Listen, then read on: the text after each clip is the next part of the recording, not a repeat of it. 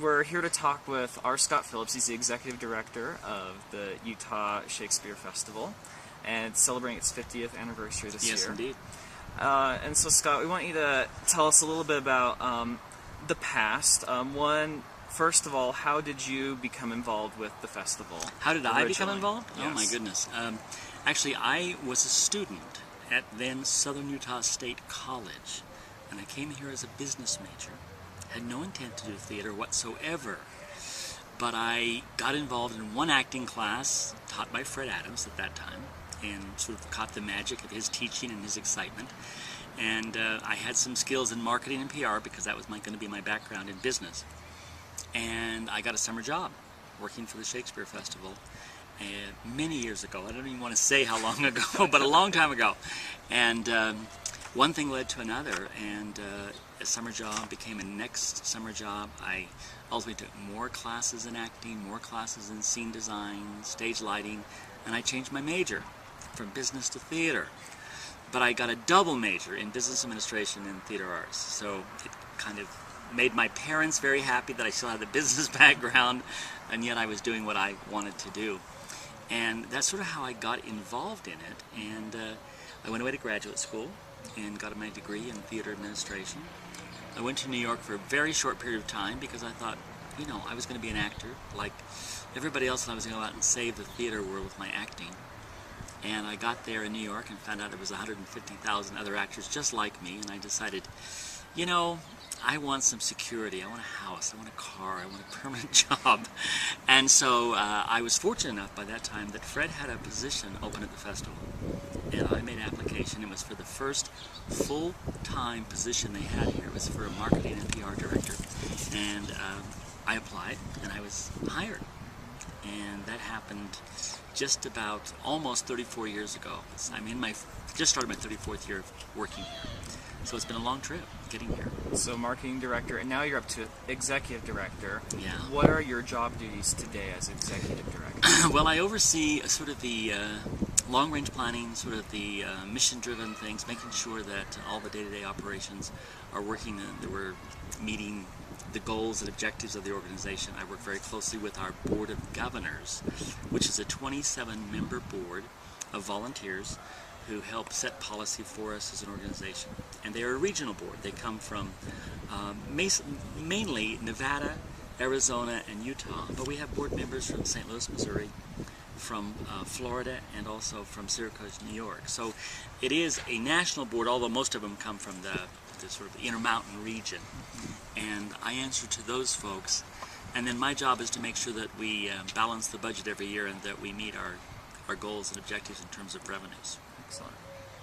Now, talking a little bit about the past, you're starting your 34th year as a full-time staff member, and you have. I started when I was 3.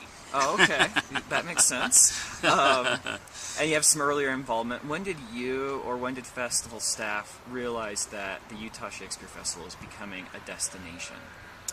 Well, you know, it's interesting. I remember when I first started here in the late 70s, mid-70s, I guess. There were people coming up from Las Vegas at that time, but we didn't have any reach into California or Arizona. But I saw what happened to the folks from Nevada when they came up here and experienced temperatures that were 15 to 20 degrees cooler. They loved the idea that like water was running down the gutters, that sort of dogs were out walking around the streets, because it was the kind of main streets, the kind of small towns that many of them grew up in. Even though they might be in a metropolitan area now, they grew up in smaller towns and then made the move to urban areas. And I saw the potential there, and I thought, you know, if we can capitalize on the uniqueness and the joy of that, rather than saying, gee, how come we don't have this? But wow, how charming it is that we're here. I think we have something there. So we really started to push the idea of making this a festival experience, that come and spend 3 days and see 6 plays. And it really started to catch on with people. And I think that was the first sort of major step to make this a destination for people. And then, of course, part of that was we had to add other things. If it's going to be a destination, we said, okay, it can't just be the plays. We've got to add things for them to do during the daytime. So that's when we put in the backstage tours and the literary seminars and the production seminars, and eventually we added the royal feast and then the tea and all sorts of things that came in. So it was really thinking, how can we be a type of a theme park but with sort of a cultural event is what we looked at. Interesting. One of the big highlights from the history of the festival, of course, was the 2000 Tony Award for Best Regional Theater. Tell me about how that experience and that award changed. Oh my the gosh. festival. I remember it was in May of that year that we received the phone call. It came on a Friday afternoon, and we were sworn to secrecy until Monday at 10 a.m. Eastern Time, because that's when they were going to make the announcement. And obviously they didn't want to make the announcement and have it leaked to the press or anybody else. And oh my goodness, it was like, particularly with Fred, he was just like, I gotta call people, I have to tell people, this is happening. I say, Fred, you cannot, because they threatened that we may lose the award if it leaks. And so we had about 48 hours that we had to keep absolutely still about this.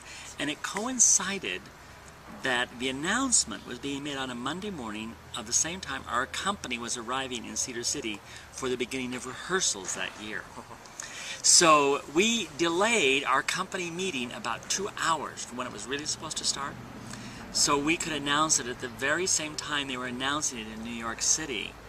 And it was very exciting because there was a huge roar of applause and everything from all of these theater people. And it really began to sort of change the face, not as so much of what we were doing, but gave us some legitimacy that said, okay, we are in a small community in a rural southwestern state, but we have been recognized for the artistic excellence of what we try and do. And it really helped sort of, I think, give us more confidence and really helped us attract greater talent, both in directors, designers, performers. It was really a wonderful step forward for us when we got that award. Now, you hint at this a little bit, but how does a Shakespeare Festival in Cedar City, Utah, 28,000 people living here, attract the attention of people in New York City? You know, it's tough. It's tough. But I will say that in many ways, in the theater community, we are better known outside of this state than we are even within our own state borders. If you go to New York on any given day, I can be in Times Square and I will run into somebody I know or somebody that has worked here, and they'll say, you're with Utah. You're with the Utah Shakespeare Festival, aren't you? And I'll say yes, because they've either worked here or they've had a colleague or one of their professors or a guest director has worked here.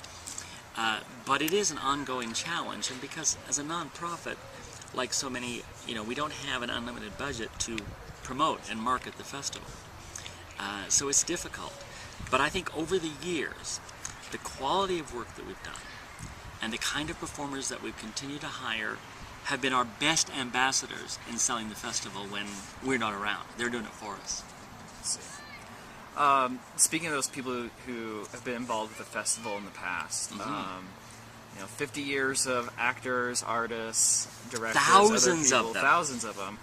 Who would be on a who's who of people who have in the past been involved? I get asked that question a lot, and it's difficult because we've don't never want to leave anyone out. Right, and we've never had Robert Redford work here or Julia Roberts or anything like that, but we've had some of the finest theatrical talent you might know. I mean, there's a few names that perhaps have maybe jump out at for people that have become household names only because of television and film. Their real love and their real heart's desire still lives in live theater, but they have to make a living doing television or film. I remember a very interesting story. This was in 1975 or 4, I forget. But there was a young actor that came here. He was hired. He got here. And in those days, we hired them as actors, but we hadn't assigned their roles ahead of time. Now they know their roles before they ever get. They have to be memorized when they arrive here. But before that, they were hired as actors. They had to get here and audition again for all 3 of the directors. Then the directors went into a room and they sort of fought over, I want this person to play Petruchio, I want this one, and he says, no. Fred would say, no, you can't. You can't have this actor play this lead, and this lead.